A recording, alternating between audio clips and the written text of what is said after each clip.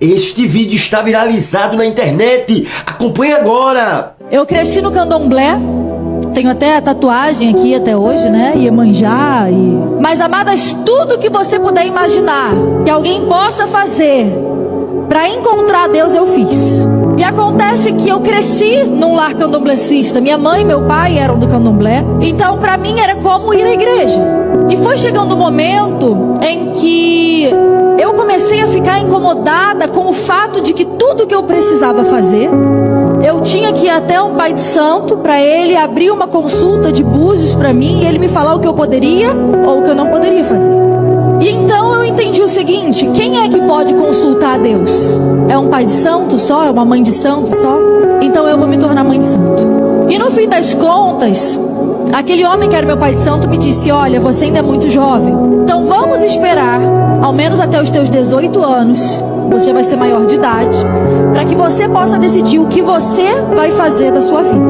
Só que tinha algo dentro de mim que ansiava por esse algo a mais. Então o que eu fiz durante esse período? Eu falei, bom, se para ser mãe de santo eu não vou poder agora, eu vou começar a abrir tarô e baralho cigano. Então eu comecei a abrir cartas, comecei a abrir tarô, inclusive comecei a dar consulta de tarô e baralho cigano para as minhas amigas. E era interessante porque, de fato, aquilo que eu falava acontecia. E é interessante porque nós temos o hábito de pensar que tudo que existe é Deus. E foi nesse engano que eu caí. Eu podia ali saber o meu futuro. E diferente do que muitos pensam, as religiões de matriz africanas não são compostas por pessoas que só querem fazer o mal. Assim como há igrejas que as pessoas oram para destruir casamento dos outros, há terreiros que pessoas fazem trabalhos sim intencionalmente para destruir os outros. Então eu acreditava em que, se eu experimento isso, se eu chego aqui e sabem toda a minha vida, é porque isso existe. Eu costumo dizer que muito do que eu aprendi no mundo, sobre o mundo espiritual, foi na macumba.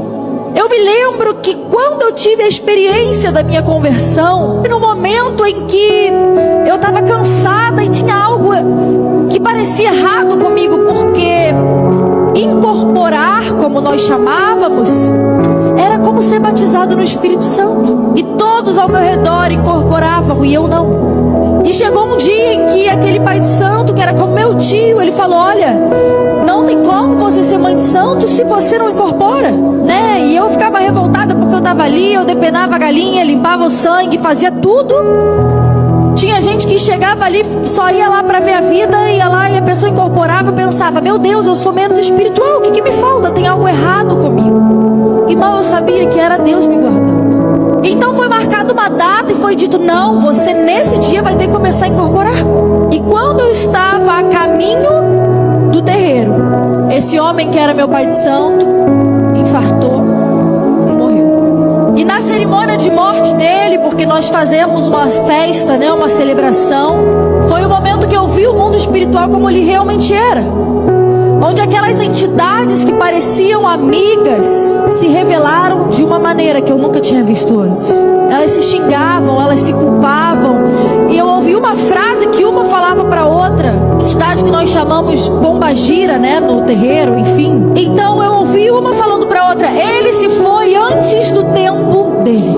Naquele momento veio algo dentro de mim que falava, aqui não é o seu lugar. Eu não conhecia Jesus. Nunca tive uma amiga crente. Eu tinha pavor de crente. Eu tinha horror de crente.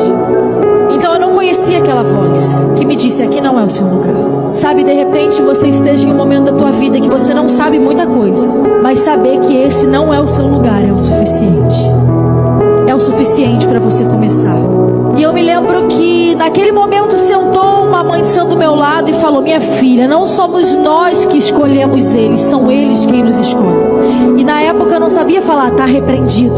Mas eu me lembro que eu falei, pode ser assim na tua vida, mas na minha não. E aquela foi a última vez que eu pisei no terreiro. E eu me lembro que eu entrei no meu quarto e eu falei, Deus, se você existe, se você de fato existe, eu quero que você fale diretamente comigo. Sabe, essa pode parecer uma oração irreverente, mas era o que estava no meu coração. Eu havia reencontrado um amigo de infância, de adolescência na verdade, que era filho de pastores.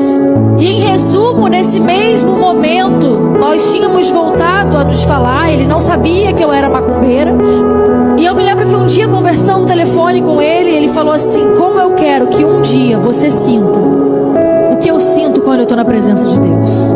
E talvez você ache isso lindo, mas eu quis matar ele. Quem ele pensa que é? Eu falo direto com Deus, com as entidades, eu falo face a face. Mas quando eu estava naquele terreiro, me veio uma voz e disse: como eu quero que um dia você sinta o que eu sinto quando eu estou na presença de Deus. Eu olhei para aquilo e eu falei: não é possível que isso seja Deus.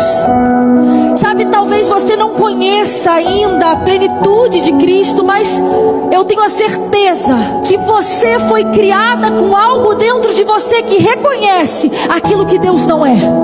Deus não é confusão, Deus não é ansiedade, Deus não é inquietação, Deus não é essa guerra, porque a vida não é só alegria, mas também não é só tristeza.